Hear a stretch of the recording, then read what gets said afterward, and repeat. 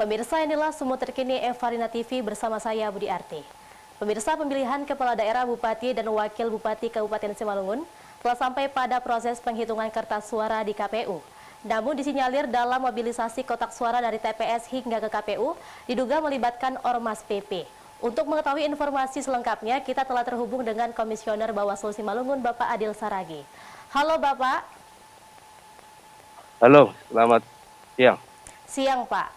Iya Pak, bagaimana proses mobilisasi kotak suara dalam pilkada serentak dari TPS hingga ke KPU Pak? Secara umum perpindahan kotak suara dari TPS ke kantor Pangulu atau kelurahan itu dilaksanakan oleh penyelenggara dan biasanya dikawal oleh kepolisian. Dan dari kelurahan atau kantor Pangulu itu nanti berpindah ke kantor camat. Itu juga hampir sama pengawalannya dilakukan oleh penyelenggara dan pihak kepolisian. Nanti baru setelah rekapitulasi di tingkat kecamatan selesai, itu dari kantor camat, biasanya ditempatkan di kantor camat, itu tetap melibatkan penyelenggara, tapi biasanya ada pihak misalnya angkutan yang dilibatkan selain dari pihak keamanan untuk ke KPU. Iya, baik Pak. Lalu bisakah ormas seperti PP yang telah mendeklarasikan mendukung paslon nomor 1 terlibat membantu mengangkat kotak suara Pak?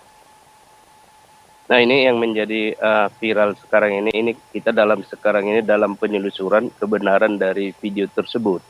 Memang dari hasil penelusuran kita untuk sementara ini memang kejadian di video itu terjadi di Merek Raya, Kecamatan Raya.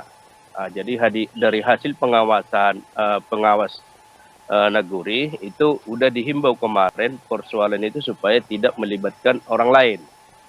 Kita nggak tahu kenapa ini menjadi sekarang masih penelusuran kita selanjutnya sampai sejauh mana proses ini, siapa yang melibatkan, siapa yang terlibat, ini masih dalam proses penelusuran kita. Ya, baik Pak. Lalu kemudian apa langkah yang akan dilakukan Bawaslu Pak, dan bagaimana menjamin kotak suara tersebut aman jika PP tidak berhak?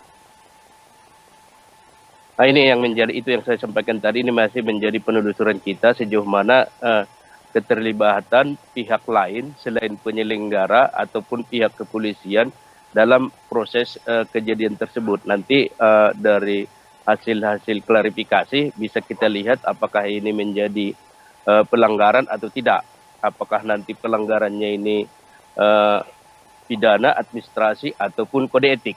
Ini nanti di kajian nanti, karena masih kita sekarang ini masih proses penyelusuran yang akan kita lakukan apakah terjadi pelanggaran atau tidak terjadi pelanggaran. Iya, baik. Lalu bila mereka tidak punya kewenangan, aturan apa yang mereka langgar dan apa sanksinya Pak? Nah, ini kita harus lihat juga posisinya nanti dari kejadian ini, apakah orang itu melibatkan diri atau dilibatkan. Ini yang menjadi pokok persoalan nantinya kan. Kalau memang orang tidak melibatkan tapi dilibatkan, jadi yang penyelenggara yang bersalah kan. Ini yang menjadi nanti pendalaman kita. Jadi nantilah di penelusuran kita lebih dalami siapa yang terlibat, siapa yang melibatkan diri dalam persoalan ini. Iya, baik Pak. Terima kasih atas informasinya Pak. Selamat beraktivitas kembali. Terima kasih.